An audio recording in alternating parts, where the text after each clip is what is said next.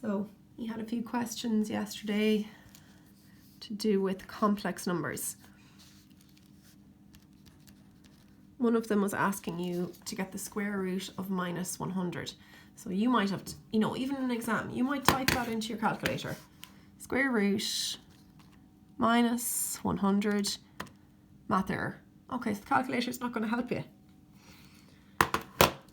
And what the question will say is, if it's a complex number question, it will say I is the square root of minus 1.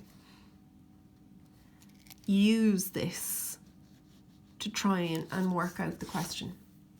So what's the square root of 100 made up of? Well, sorry, the square root of minus 100. So minus 100, what's it made up of?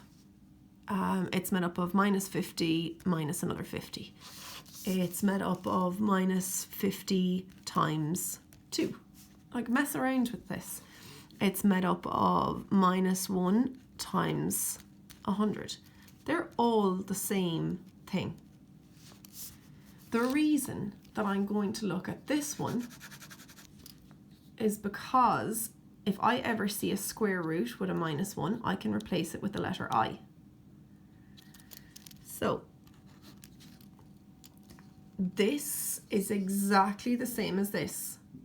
If you want to, throw it into your calculator. Is minus 1 times 100 the same as minus 100? Yes, it is.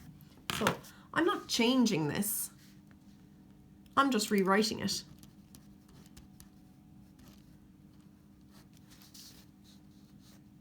So that, what's the square root of 100? 10. What's the square root of minus 1? Don't know. They told me. Call it I. So we have this new number. You've never heard of it before. This is going to seem a little bit strange to start off with, but this is what maths does. When we get stuck, we need to rethink things and see, is there another way about this? So as I was saying before in the previous video, if you saw a 2 plus a 3, when you were in primary school, 2 plus 3 was 5. No problem. They're both natural numbers and you know how to add them. 2 pens in front of you, 3 pens in front of you, 2 plus 3, 5. But what if you were subtracting them? So what if you had 2 minus 3? Well, then that's going to seem quite difficult to someone in primary school. So you're 2 and you need to subtract 3. Well, now they're back here at this number that they've probably never even heard of. It's going to seem strange to them for a little bit, just like this is going to seem strange to you. This is a number, 10i. And we're going to have a look at these new numbers. So don't worry that it's going to seem strange, because every time we do this in maths, every time we add in a new concept, it's going to seem different. But just work with it and see how you feel after a little bit. It'll get easier. If you had the square root of minus 49, again, feel free, go to your calculator. Usually the calculator is very helpful doing all this stuff. Won't do it for you. So get your minus 49 and just start messing around with it. What's minus 49 made up of? It's made up of minus 7 times 7. That's not helpful. It's made up of 49 times minus 1. Okay, that might be helpful because of this thing here that you will be told in the question. So you will see that at the top of the question inside in your exam.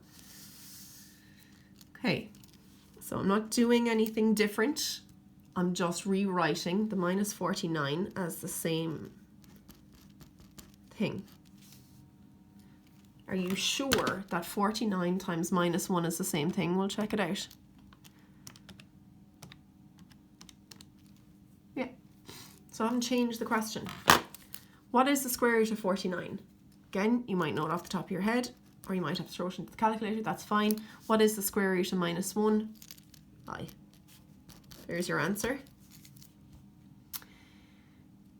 Now, I wonder if you remembered in primary school in order to get you used to your new numbers, they would have had